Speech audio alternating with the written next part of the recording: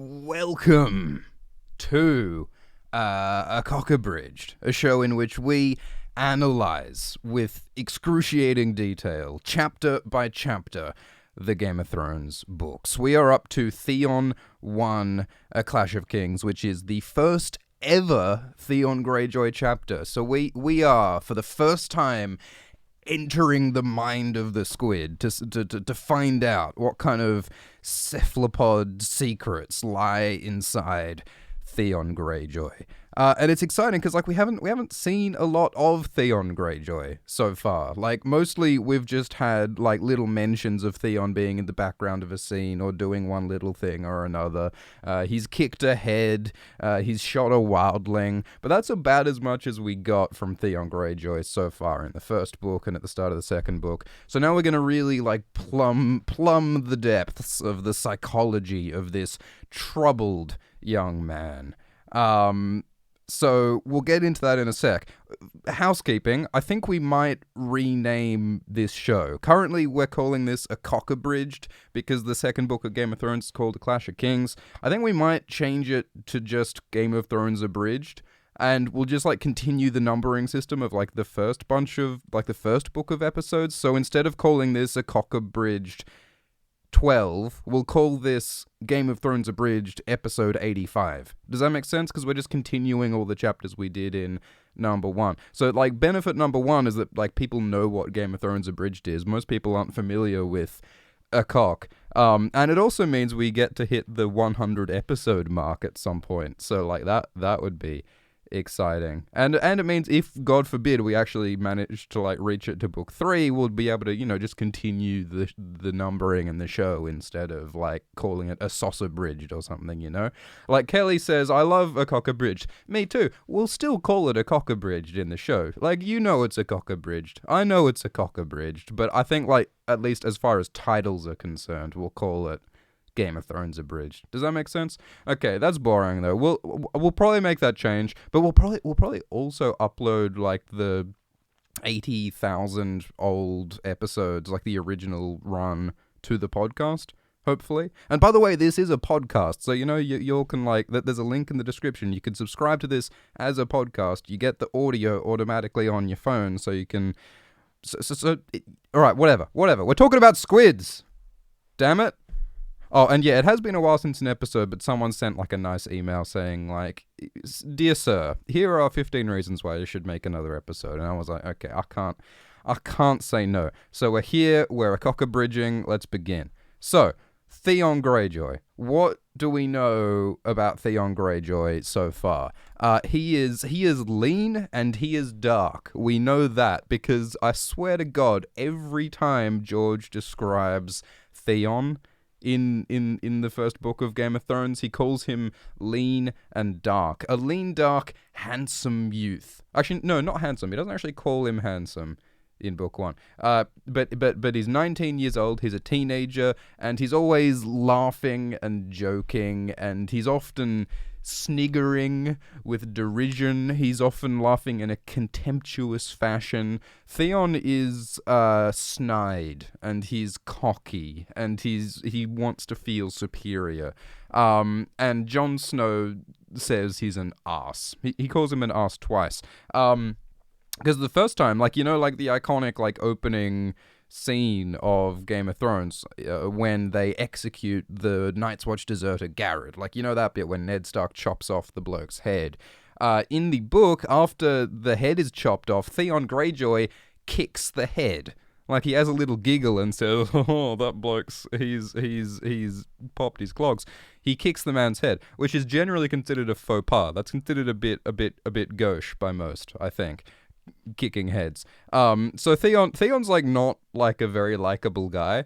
But we haven't really seen anything from his perspective. It's a little bit like Jaime Lannister.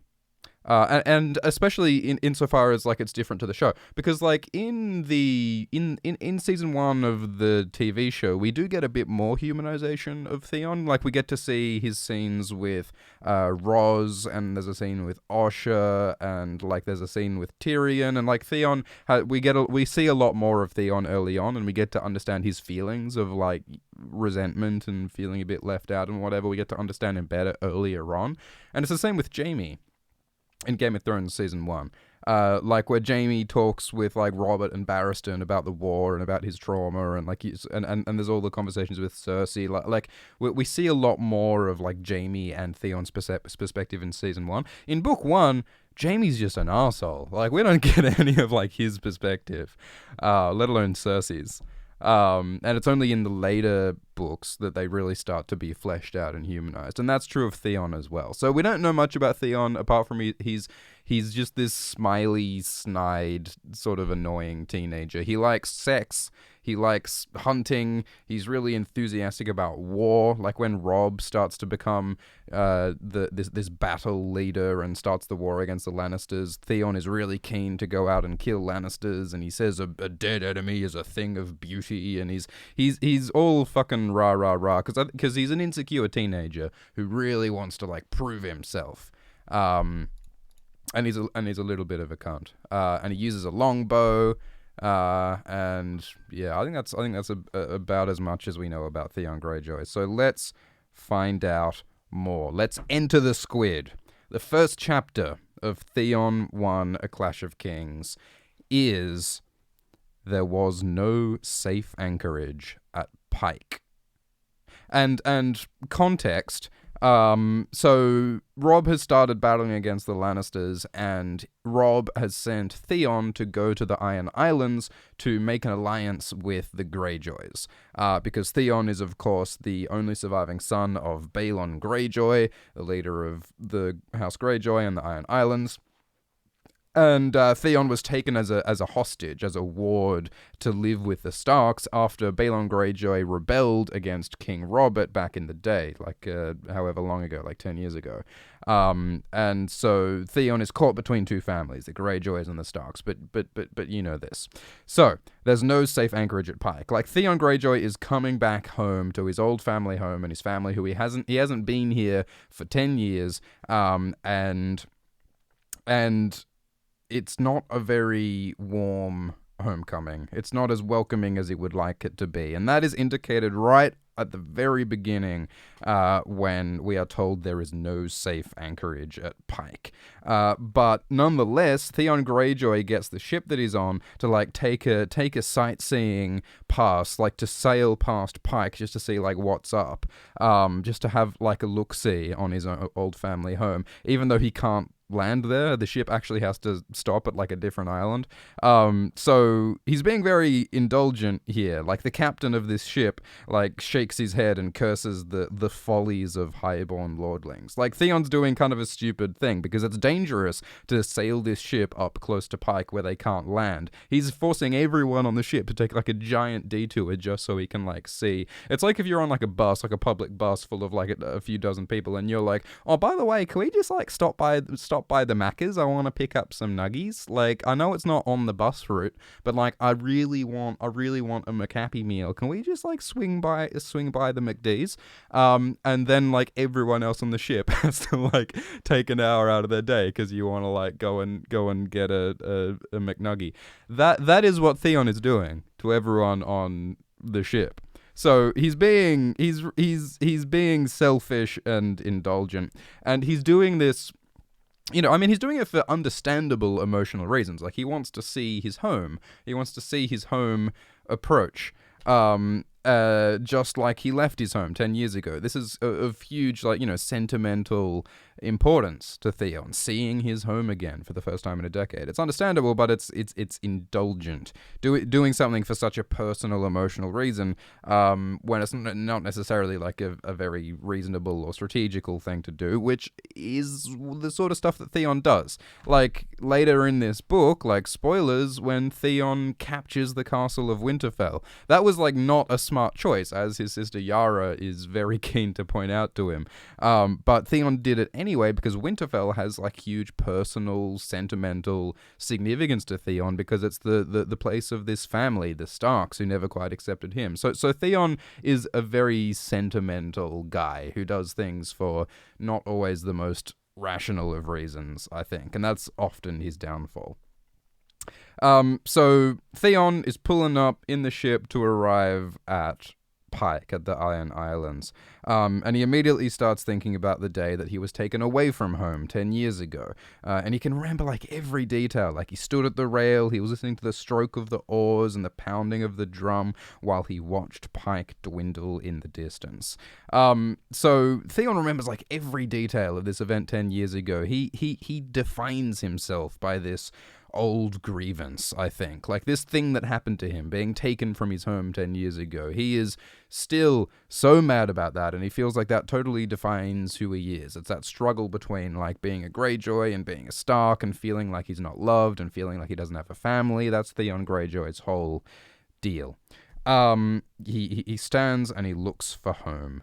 And Pike itself, the Iron Islands, are not the most welcoming place. The shore is all sharp rocks and glowering cliffs. I love it when cliffs glower. But it's all rock and it's all covered in bird shit and there's all green lichen up the walls.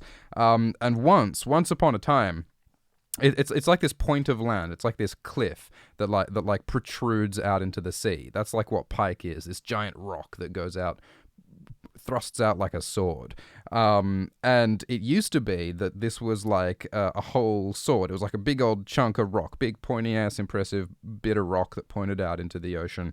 But over time, as the waves hammered at it, eventually the land broke and shattered, and all that remains is 3 like separate islands. So it used to be like a whole piece of rock, but it's like broken up into like these pillars due to just the waves crashing at it for ages. And I think the wording here is kind of interesting. Like it talks about the waves hammering until the land breaks, which is very reminiscent of the descriptions of the Hammer of the Waters, which is in ancient times when the children of the forest brought down the Hammer of the Waters upon the neck and created like the swamp of the neck. And it's also similar to when they broke the Arm of Dawn.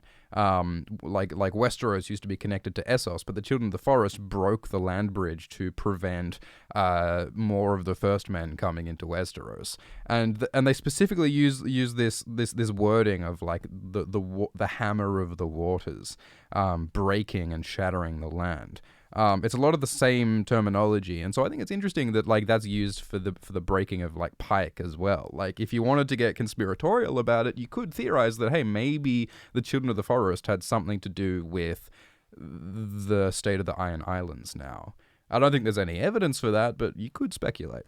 And I think the other possible meaning of like the Pike being broken like this is that it indicates like the broken strength of the Ironborn, because like as Theon is going to tell us, like the Ironborn used to be this proud, martial, angry Viking race that went out and conquered other places and took slaves and was raiding and reaving and raping, and they're no longer doing that because they've submitted to King Robert Baratheon and they've submitted to the Iron Throne. The Ironborn are still very proud of like this past power that they used to have.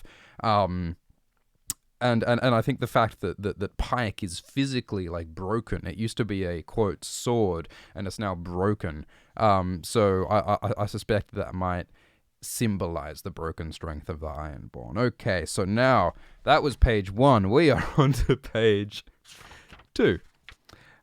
So Pike is drear, dark, and forbidding, which, again, is not the homecoming that you want. Like, he isn't coming home to, like, you know, his mum baking him a pie and everyone's throwing a party for him. There's no, like, balloons at this homecoming. There's no beanbags, alright? This is a strict no beanbag zone, because this is just broken rocks and salt and spikes, and this is the way the Ironborn party. And it's not what Theon's expecting. and that's not what Theon hoped for. And so we get a description of like how the island of Pike is set up. Pike is, of course, like the main castle, like the main home base of the Greyjoys, and therefore like the capital of the Iron Islands, I suppose. And we have a description of all the different buildings, the Great Keep and the Kitchen Keep and the Bloody Keep, all of which are on their own island. I mean, the picture, if you're watching on YouTube, is good. Like, this is a whole bunch of like separate castles on separate islands, which, like, you know, architecturally, like, from like an occupational health and safety perspective, is fucking ludicrous, because you got to cross these bridges to get from like one building to another. Like, if you want to get a, you know, glass of water in the night, you got to cross this like crazy ass swaying rope, Indiana Jones rope bridge, if you just like want to go to the bathroom in the night, you know, because all these buildings are separate across the ocean. As Balon Greyjoy learns to his detriment.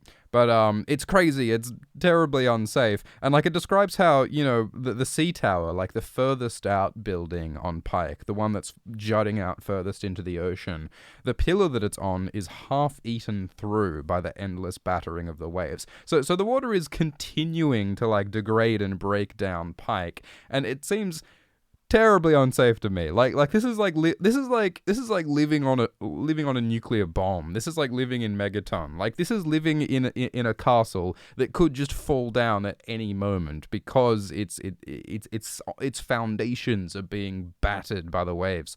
So yeah, the Ironborn live in this precarious, or the Greyjoys live in this very precarious, foolhardy situation.